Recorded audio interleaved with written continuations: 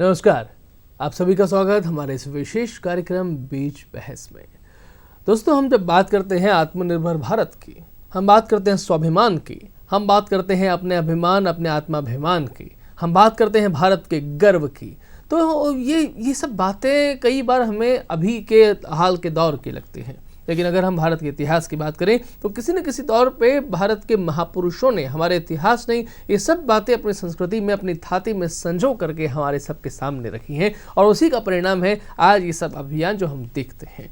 इन्हीं सब सिद्धांतों के बारे में, इन्हीं सब के बारे में किस तरीके से हमारे इतिहास से हमें प्रेरणा मिलती है, आज हम लोगों ने ये एक विषय रखा है, और इस विषय है आत्मनिर्भर भारत, उद्यमिता और महाराजा श्री अग्रसेन के सिद्धांत। जी हाँ, महाराजा श्री अग्रसेन जो 5000 वर्ष से पूर्व की, जिनकी संस्कृति हमारे सामने आज तक निरंतर जारी रहती हुई आती है, क्या वो सिद्धांत थे जो उद्यमिता के विकास में निरंतर हमारे साथ में आगे बढ़ते हुए जा रहे हैं। आज उन्हीं सब के बारे में हम बात करेंगे, और बात करने के लिए हमारे साथ में विषय विशेषज्ञ के रूप में जो उपस्थित हैं, उनका परिचय आप सभी से करा देता हूँ। हमारे साथ हैं श्रीमान बनवारी लाल नाटिया जी।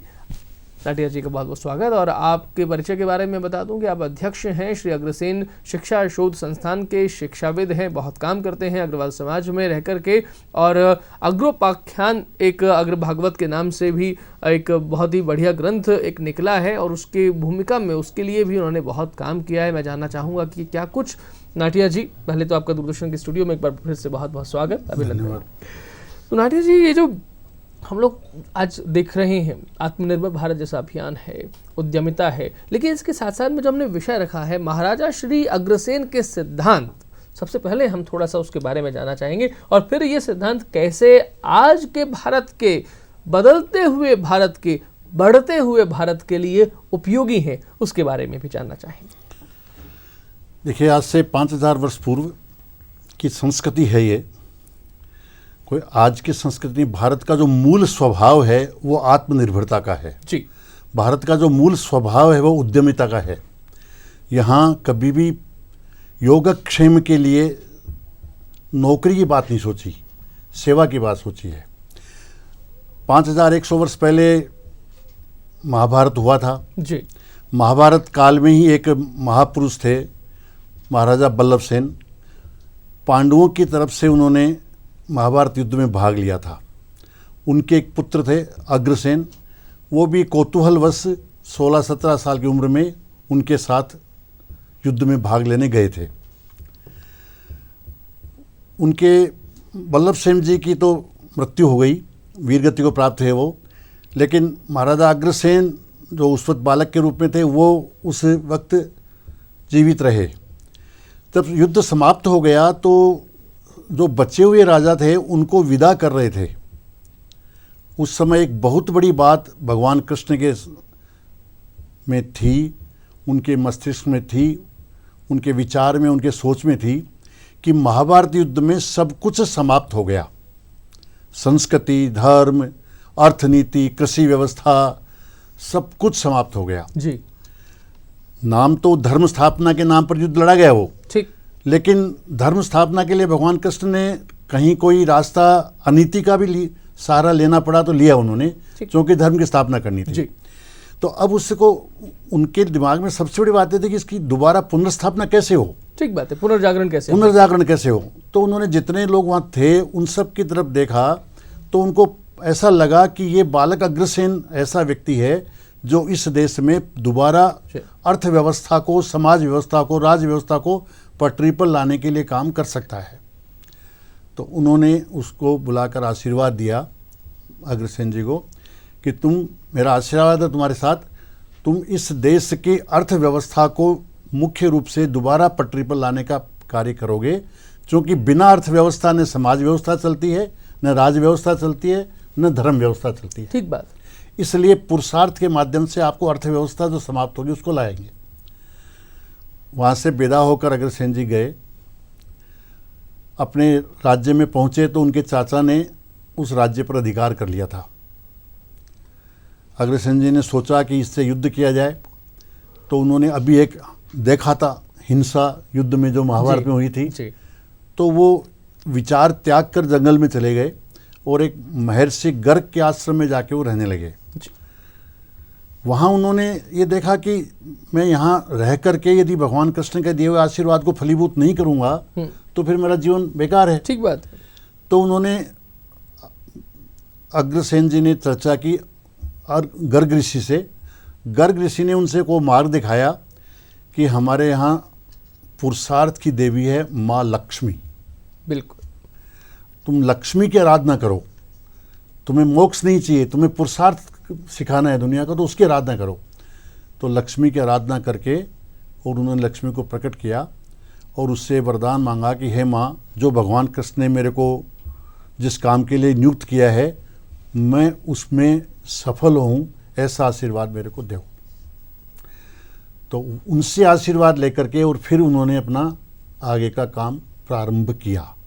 अग्रोहा जो आज हरियाणा की हरियाणा में है जी, वहाँ उन्होंने अपनी राजधानी बनाई और वहाँ से उन्होंने अपने सारा कार्य प्रारंभ किया।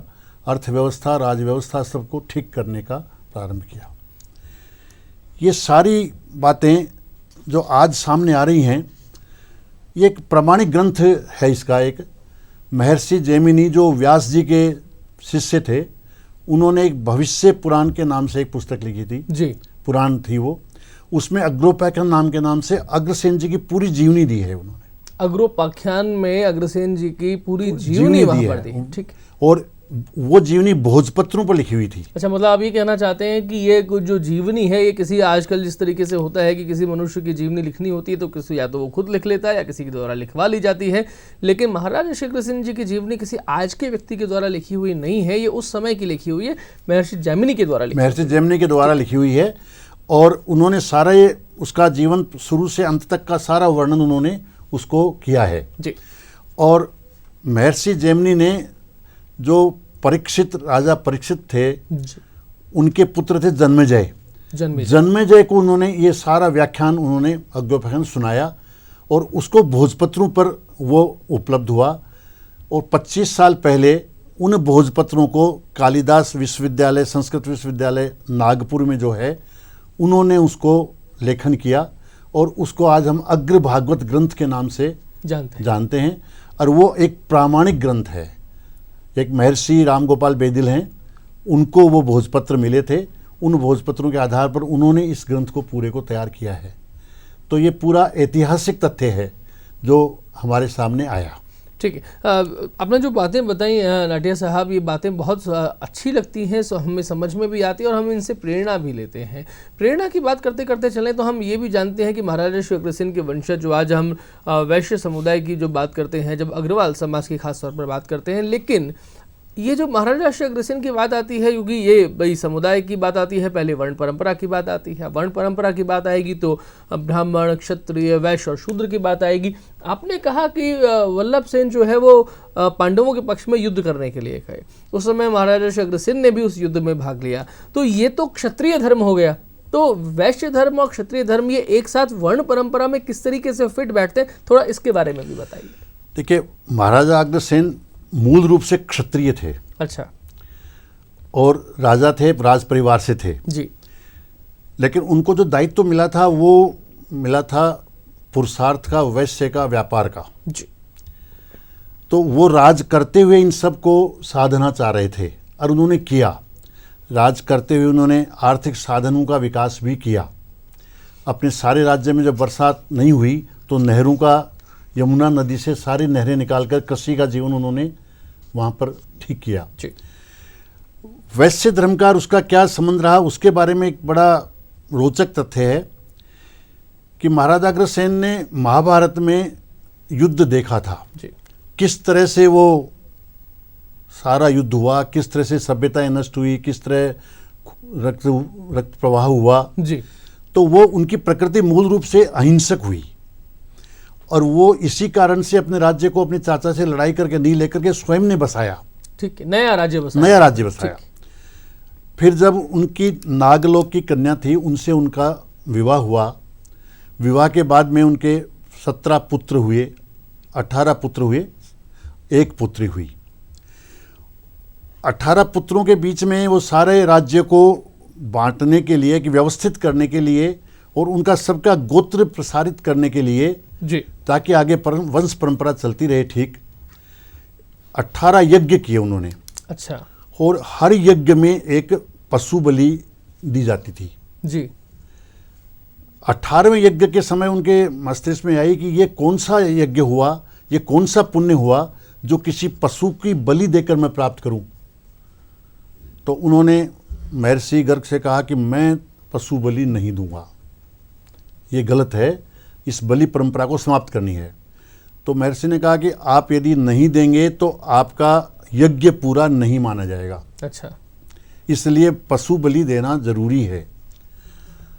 तो बोले आप कोई उपाय बताइए इसका, कोई दूसरा उपाय। जी, तो बोले क्षत्रिय वंश के लिए पशु बलि आवश्यक है, लेकिन यदि वैश्य वर्ण हो तो उसके लिए पशु बलि नहीं देकर दूध, दही, घी और जिनकी 5 इनको भी बलि दी जा सकती है, ठीक, मूंग और इसको मिला करके। तो यदि आप क्षत्रिय धर्म त्यागने को तैयार हों, वैश्य धर्म में आने को तैयार हों, तो यज्ञ पूरा ये हो सकता है।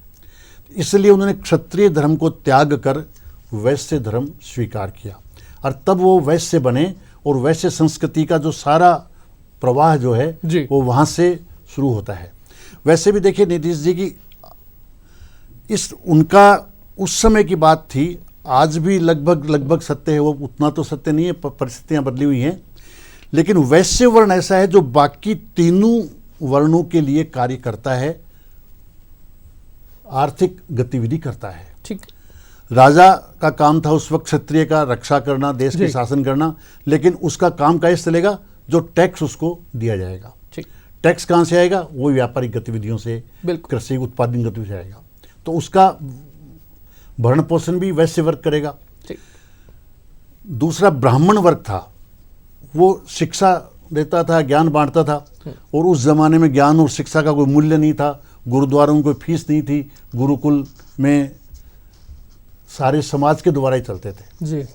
तो उनके जो आर्थिक आधार था वो भी वैश्य वर्गीय था, या तो राजा से अनुदान मिलता था उनको या फिर वैश्य से आता था। जो चौथा वर्ण जो है वो शूद्र वर्ण है, तो उसके बारे में देखिए आप अग्रसेन जी के विचार पढ़ेंगे तो आपको एक नई तथ्य मिलेगी। शूद्र शब्द का अर्थ कोई हीन से नहीं है, हर व्यक्ति अपने योगक्षेम के लिए, अपने भरण पोषण के लिए कुछ ना कुछ आर्थिक कार्य करता है, सेवा कार्य करता है। ठीक, लेकिन सेवा कार्य करता है अपनी आवश्यकताओं की पूर्ति के लिए, धन संग्रह के लिए नहीं। ठीक बात। तो सेवा का उस वक्त कोई मूल्य नहीं था, सेवा के बदले में उसको अपना योगक्षेम के लिए मिलता था जी। लेकिन धीरे धीरे समाज में यह हुआ कि सेवा का मूल्य दिया जाना आवश्यक हो गया। ठीक। तो उनका ये था, उनके विचार में शूद्र वो है जो अपनी सेवा का मूल्य लेता है, योगक्षेम के रूप में नहीं, जो नगद मुद्रा के रूप में जो मूल्य लेता है वह शूद्र है, चाहे वो चीफ सेक्रेटरी हो, चाहे वो बहुत बड़ा गुरु हो, बहुत बड़ा प्रोफेसर हो, चाहे वो चपरासी हो, कि जो फीस ले रहा है, अतिरिक्त फीस ले रहा है, जो सेवा का मूल्य ले रहा है वो शूद्र है। और शूद्र का मतलब कोई निकृष्ट या नीच शब्द से नहीं है, हर व्यक्ति जो सेवा का मूल्य लेगा वो शूद्र का होगा। ये बहुत ही इम्पोर्टेंट बात आपने कही है उनके सिद्धांतों से जुड़ करके कि किस तरीके से हम लोगों के बीच में व्यवस्थाएं बदल जाती हैं और हमें पता भी नहीं लगता है कि आखिर ये क्यों बदली, कब बदली, कैसे बदली और कैसे समाज ने इन्हें अपना लिया है। लेकिन अगर हम अपने इतिहास को पढ़ते हैं, अपने महापुरुषों को पढ़ते हैं, तो हमें वाकई में पता लगता है कि वास्तविक सिद्धांत क्या थे और किस तरीके से हमें एक्चुअली अपने मूल पर जाके, अपनी रूट पर जा करके उन पर चलेंगे तो सारी चीज़ें थोड़ी थोड़ी ठीक हो जाएंगी। नाटिया साहब, थोड़ा सा हम आत्मनिर्भर भारत जो आज हमारे लिए, हिंदुस्तान भर के लिए बहुत ज़रूरी हो गया है, प्रधानमंत्री श्रीमान नरेंद्र मोदी जी ने उसको आगे बढ़ाया है और बहुत कुछ उस पर टिका हुआ है हिंदुस्तान का भविष्य, क्योंकि हर व्यक्ति आत्मनिर्भर बनना चाहता है, लेकिन उसके लिए सरकार भी अगर कदम बढ़ाती है और उसको प्रोत्साहन देती है तो ये बहुत अच्छी बात है। आत्मनिर्भर भारत के लिए, आत्मनिर्भरता के लिए महाराजा श्री अग्रसेन ने जो सिद्धांत दिए, थोड़ा उसके बारे में भी चर्चा करना चाहें। देखिए, यदि आप आत्मनिर्भर और उद्यमता की बात करें जी, तो महाराजा अग्रसेन के सिद्धांतों पर चलने वाले लोगों के, उन परिवारों का, उन समाजों का जीवन देखिए जी। वैश्य समाज जिसको हम आज कहते हैं, उसमें मुख्य रूप से व्यापार करने वाले सारे समाज सम्मिलित हैं, कृषि व्यापार, गोपालन, उद्योग, ये सब लोग उसमें आते हैं। तो उन वैश्य समाज के जीवन को आप देखेंगे तो आपको समझ में आएगा कि उद्यमिता हमारे खून में है। महाराजा अग्रसेन ने जब अपना पुरुषार्थ शुरू किया, अर्थनीति को बनाना शुरू किया, तो उनका मूल ये था कि आप कृषि करिए, व्यवसाय करिए, गोपालन करिए, लेकिन नौकरी मत करिए। स्वयं का उद्यम करिए, स्वयं का विकास करिए, स्वयं का व्यापार करिए। छोटा ही करिए, जैसे आज हम स्टार्टअप के नाम से भी जानते हैं। हाँ, कि छोटा सा स्टार्टअप करिए, लेकिन हाँ, करिए, अपना करिए, अपना स्वयं का करिए। और ये सारे अग्रवाल समाज के, सारे वैश्य समाज के खून में है कि वह अपना कुछ करना चाहता है। ठीक है, चाहे पान की दुकान करे, चाहे कुछ भी करे।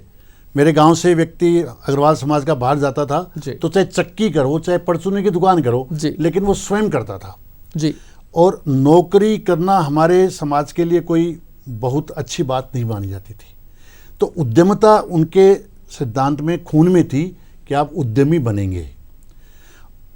बल्कि उनका ये था कि नौकरी न कीजिए, घास खोद खाइए, और खोदें आसपास, आप दूर जाइए, लेकिन नौकरी नहीं करनी।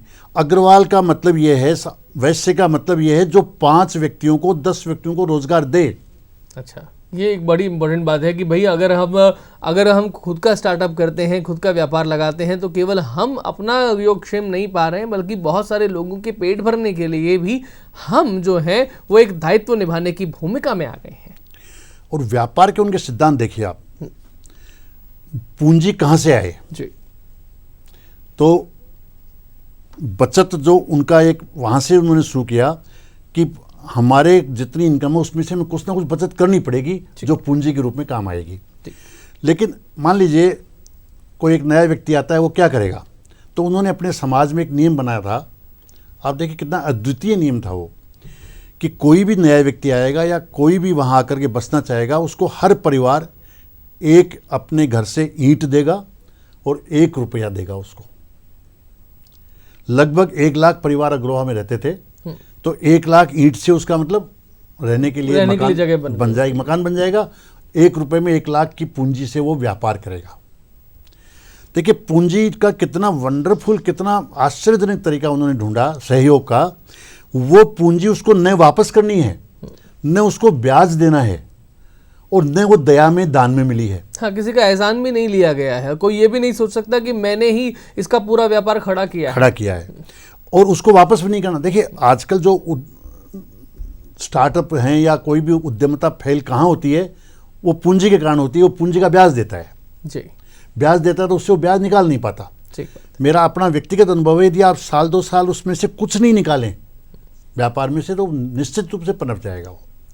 तो वहाँ जो पूंजी इकट्ठी हो रही है उसका कोई ब्याज नहीं देना है उसको क्या करना है कि कोई दूसरा परिवार यदि आएगा तो उसको भी अपने घर से 1 ईंट और 1 रुपया देना है, बस इतना करना है उसको। तो इसलिए पूंजी का ब्याज नहीं देना, तो ये बहुत बड़ा सहायता कोष्ठ के रूप में उसको रही। वैसे एक अगर सजेशन के तौर पे अगर मैं आपसे जानना चाहूँ कि जिस तरह से 1 ईंट 1 रुपया था, तो क्या आजकल भी समाज में कोई इस तरह की स्थितियां बन रही हैं? क्या कुछ चल रहा है जिसे हम एक आदर्श परिपाटी के रूप में देखें कि हाँ ये एक इनिशिएटिव लिया गया है? समाज में इस रूप में तो नहीं लिया गया, लेकिन अभी एक योजना हमने शुरू की थी कोविड के टाइम पर जी, कि हमने 100 रुपये इकट्ठे किए थे एक परिवार से जी, और उस परिवार से 100 रुपये लेकर के और 1 लाख रुपए छोटा व्यापारी जो है, छोटे व्यापारी की छोटी आवश्यकताएं होती हैं और सरकार का ध्यान भी उनकी तरफ ज़्यादा नहीं रहता, तो हम 1-1 लाख रुपए हमने कुछ लोगों को दिए हैं और इसी शर्त पर दिए हैं कि उनको नए ब्याज देना पड़ेगा। यदि वो कमा लें इससे तो इस फंड में वो दे दें ताकि किसी अन्य व्यक्ति के काम आए। ठीक बात। तो इस तरह का एक्सपेरिमेंट किया है, लेकिन बहुत बड़े, आज अर्थयुग है, आज पूंजी का ब्याज मिलता है, तो आदमी उस सिद्धांत से अलग चला गया। चलिए, वो सिद्धांत से अलग आदमी जरूर चला गया है, लेकिन अगर हम फिर भी देखते हैं कि अगर उनके सिद्धांतों का इस तरीके से प्रचार प्रसार होता है, दूरदर्शन भी उसका एक माध्यम बना है, और अच्छी बात लगी कि आपने इस कोशिश की और आप इस विषय को लेकर के हम तक आए और हम उसको माध्यम के रूप में आगे बढ़ा रहे हैं। नाटिया साहब, महाराजा श्री अग्रसेन की जयंती शारदीय नवरात्रों के प्रथम दिन मनाई जाती है, क्योंकि उनका माना जाता है कि उस दिन उनका जन्म हुआ। किस तरीके से उस दिन को उत्साहपूर्वक पूरे देश भर में मनाते हैं और क्या कुछ ऐसे काम होते हैं जिसके कारण से साल भर वो उत्सव चलता रहे, थोड़ा उसके बारे में भी बताएं। देखिए, अग्रसेन जी की जयंती तो पूरे देश में अग्रवाल परिवार अपने घर घर में मनाते हैं जी। अब उसके संबंधित जो काम पुराने समय से चले आ रहे हैं, महाराजा अग्रसेन की दो बातों पर बहुत ज़्यादा जोर था जो आज एकदम प्रकट भी हो रहे हैं जी। शिक्षा और स्वास्थ्य, इन दो पर वो परोपकार के रूप में खर्च करने के लिए अपने सारे परिवार को कहते थे। उनकी पुस्तक की जो सिद्धांत है उसमें भी है कि हर परिवार को शिक्षा और स्वास्थ्य पर कुछ ना कुछ दान देना चाहिए, जितना भी उसके पास है, जिस रूप में भी वो दे सके। तो इसलिए वो हमारे खून में है। तो अग्रवाल समाज, वैश्य समाज, महेश्वरी, इन सबको मैं एक ही वैश्य संस्कृति में मानता हूँ। तो बहुत सारी शिक्षा संस्थान इन लोगों ने खड़े किए हैं, और शिक्षा संस्थान उस तरह के खड़े किए हैं जो आज की निजी स्कूल व्यवस्था वाले नहीं, जो केवल कमाई के लिए खड़े किए जा रहे हैं, उस तरह के नहीं। समाज को ये लाभ पहुंचाने के लिए हॉस्टल्स में, मैं स्वयं ऐसे हॉस्टल का संचालक भी रहा हूं, पढ़ा भी हूं उसमें, जिसमें खाना पीना पुस्तक सब कुछ सेठ जी की तरफ से था, और उनकी खुद की स्कूल थी, कोई फीस उसमें नहीं थी। तो इस तरह से पूरे देश में इस तरह के शिक्षा संस्थान खड़े हैं, जयपुर में भी हैं, सब जगह है। इसी प्रकार दूसरा जो हमारा परोपकार का जो काम समाज का चलता है जी, वो है स्वास्थ्य का। अस्पताल, पूरे देश में ऐसे अस्पताल हैं जहां इलाज आपको मुफ्त में, कम में मिलता है। और तीसरा जो योगदान है वो बहुत महत्वपूर्ण है, वो है, उसका आजकल थोड़ा महत्व कम हो गया। ऐसा कोई तीर्थ स्थान, ऐसा कोई बड़ा स्थान नहीं है जहां हमारा सामुदायिक केंद्र या धर्मशाला जो नहीं हो, जहां निःशुल्क सब कुछ व्यवस्थाएं होती थी। वैसे चाहे कुछ भी कहें, जब कितने भी होटल्स बड़े बड़े क्यों ना खुल जाएं, लेकिन जब आप एक धर्मशाला में रुकते हैं और वहाँ पर जाते हैं, उसके नाम से ही लगता है कि भाई आप तीर्थाटन करने आए हैं, तो धर्म का काम करने के लिए आए हैं। इसलिए यहाँ पर आपके लिए व्यवस्थाएं उन लोगों के द्वारा की गई हैं जो लोग वहाँ पर पहले से बस रहे हैं। एक आत्मीयता तो जुड़ती है वहाँ के व्यक्तियों में, और जो आया है उसमें, उन व्यक्तियों में, ये एक आत्मीयता का भाव भी इन सब चीज़ों से निकलता है। एक गौ सेवा का बहुत बड़ा काम, क्योंकि महाराजा अग्रसेन के समय पर पशुपालन में मुख्य रूप से गौ सेवा होती थी, धन के रूप में भी गोधन ही माना जाता था जी। तो वो काम आज तक भी हमारा संपूर्ण हिंदू समाज जी गौ सेवा का काम करता है। गौशालाएं हमारे समाज के द्वारा, अन्य समाजों के द्वारा बहुत हैं, संचालन भी काफ़ी उनका होता है। नाटी साहब, जो आप जिस संस्थान के अध्यक्ष हैं, श्री अग्रसेन शिक्षा शोध संस्थान, मैं इसमें इस शोध शब्द पर थोड़ा सा देना चाहूँगा महत्व, क्योंकि ये शोध जो है, रिसर्च जो है, वो बहुत ज़रूरी है। और मैं आपसे ये भी चाहूँगा, हमारे पास समय थोड़ा सा कम रह गया है, इसलिए संक्षिप्त में इस चीज़ को बताएं। हमारा ये संस्थान रिसर्च करवा रहा है अग्रसेन जी के सिद्धांतों पर, प्रकाशन करा रहा है पुस्तकों का अग्रसेन जी के सिद्धांतों पर, और प्रयास ये कर रहे हैं हम कि इसको हम ज़्यादा से ज़्यादा स्थानों पर इस सिद्धांत को फैलाएं, ताकि ये विश्व के कल्याण के लिए, परोपकार के लिए काम आए। ये हमारा इसका मुख्य उद्देश्य है। चलिए, मैं कोशिश करूंगा कि इसी तरीके से महाराजा श्री अग्रसेन के सिद्धांत जो हैं वो आगे बढ़ें, उसका प्रचार प्रसार बहुत अच्छे तरीके से हो। और ख़ासतौर पर यूथ विंग, हमारा जो युवा है, जो कई बार बहक भी जाता है, लेकिन ये युवा एक ऐसा शब्द है जिसको अगर हम उल्टा करके देखते हैं तो वायु बनती है। वायु जिस तरीके से प्राण है एक जीवन के लिए, ठीक उसी तरीके से युवा एक आन बान शान जान है समाज के लिए। उस युवा में अगर उतना इतिहास झलकता है, इतिहास के लिए अभिमान छलकता है, और वो तभी छलकेगा जब वो अपने महापुरुषों को पढ़ेगा, उनकी जीवनियां पढ़ेगा, उनके बारे में मालूम करेगा। तो युवाओं को जोड़ना बहुत ज़रूरी है। उसके लिए भी आप लोग कुछ ना कुछ करें, ऐसा मुझे लगता है। नहीं, युवाओं के लिए सारी हमारी स्कूल कॉलेजेस जो चल रही हैं वो युवाओं के लिए चल रही हैं, और उसमें हमारी संस्कृति के प्रचार प्रसार की व्यवस्था भी हम कर रहे हैं। ठीक है साहब, मराठिया साहब, अगर हम लोग चूँकि इस कार्यक्रम को पूरा करना चाहेंगे, अगर आप कोई संदेश महाराजा श्री अग्रसेन के सिद्धांतों पर, उद्यमिता, आत्मनिर्भर भारत, इन सब में से किसी भी पॉइंट पर देना चाहें तो अच्छा लगेगा। देखिए, हम तो महाराजा अग्रसेन के सिद्धांत को ही बात करते हैं, तो उन्होंने जो कहा है, बनो अहिंसक, करो बिणज कृषि और गोपालन कार्य महान। बहुत सुंदर बात कही आपने कि हमें हिंसा नहीं करनी चाहिए। हालांकि धर्म ऐसा भी कहा गया है कि अहिंसा परमो धर्म धर्मम हिंसा तथैव, लेकिन धर्म के लिए की गई हिंसा वो हिंसा नहीं होती है। लेकिन धर्म को समझना होगा। धर्म को समझने के लिए अग्रसेन या ऐसे किसी भी महानुभूति को, महापुरुषों को पढ़ना पड़ेगा। उनको पढ़ेंगे तो जीवन में हमारे दिमाग के कुछ तंतु खुलेंगे, हमें समझ में आएगा कि जीवन का अर्थ क्या होता है। और जब जीवन का अर्थ समझ में आता है तो जीवन में आगे बढ़ने की राहें खुल जाती हैं। तो इसी के साथ आज के इस कार्यक्रम में इतना ही। नाटे साहब आप आए, आपका बहुत बहुत धन्यवाद। आप सभी को नमस्कार। बहुत धन्यवाद आपका भी। बहुत बड़ा विषय है ये, कभी फिर बात करेंगे।